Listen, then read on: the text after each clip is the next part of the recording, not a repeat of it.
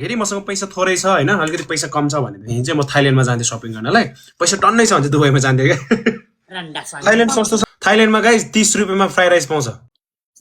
स्वामी आबा स्वामीको लागि गिफ्ट तयार गरेर राख्नु पर्यो त्यो पनि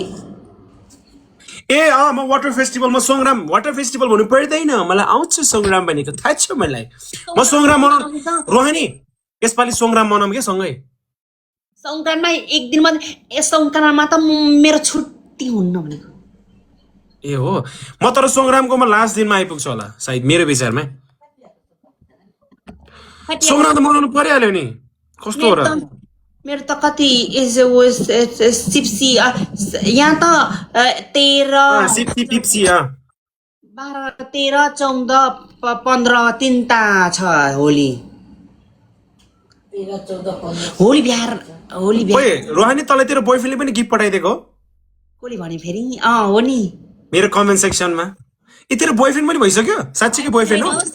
साथी जे पनि नबोल्नु न भगवान पनि साथी हो होइन क्या अब सनिमले गिफ्ट पठाइदिनलाई रे साडी र झुम्का र कुर्ता पठाइदिनलाई रे ओए एकजनाले क्यान सेलिब्रेट सेन्ट्रल वर्ल्ड भनेर म पहिला सेन्ट्रल वर्ल्डमै काम गरेको नि सेन्ट्रल वर्ल्डको सेन्टर ग्रान्ड छ नि त्यसको रुफटपको बार हो मेरो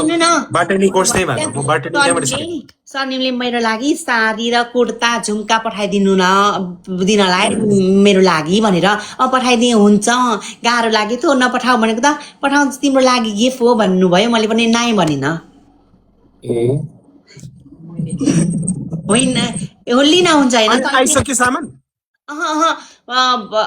रहेछ अझै रहेछ आएको छैन कसको फोन आएको मेरो फोन आएको होइन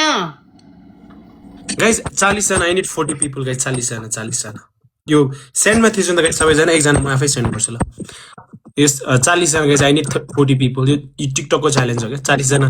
मेरो लाइफमा 40 जना गिफ्टर छ कि छैन भनेर चेक गरे क्या टिकटकले यो 40 जनाले कम्प्लिट गर्नु है मेरो बर्थडेमा गिफ्ट लिन्छौ भने चाहिँ मैले साडी पठाउ हुन्छ भनेको साडी पठाइदिनलाई रे साडी 20 जना बाँकी लाग्यो 20 जना बिच 17 जना सेन्ड गाइस सबैजना सेन्डमा थिच्नु न यो सेन्डमा लु खतम सेवा दादा सेवा नमस्ते सङ्क्रान्तको लास्ट म सोङराम एक दिन चाहिँ मनाउँछु सोङराम भनेको चाहिँ गाइस थाइल्यान्डको होली फेस्टिभल जस्तै हो कि कस्तो रमाइलो हुन्छ नभने उत्योमा आइपुग्दा पनि हुन्छ त्यसरी नाच्न this is the first trip to Thailand म थाइल्यान्डमा 1 वर्ष बसेको मान्छे म थाइल्यान्ड धेरै गइसकेँ म थाइल्यान्ड आई थिङ्क 15-20 चोटि गइसकेँ होला थाइल्यान्डमा थाइल्यान्डको सबै थाहा छ यो रोहानीलाई भन्दा बेसी मलाई थाहा छ थाइल्यान्डको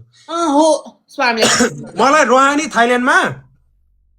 गाडी ट्याक्सी लिएर ट्याक्सीलाई डाइरेक्सन दिन त आउँछ मलाई कसरी दिनु त भन्नु त फी तोङफाइ खाप तोङफाइ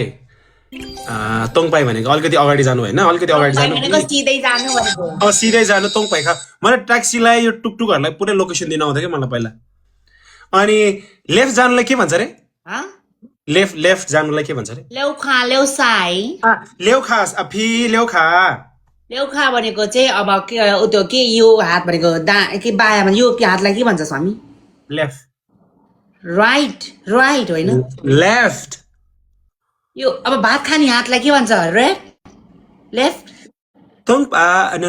सवादी खरापी सोएमा सदिखा भन्छ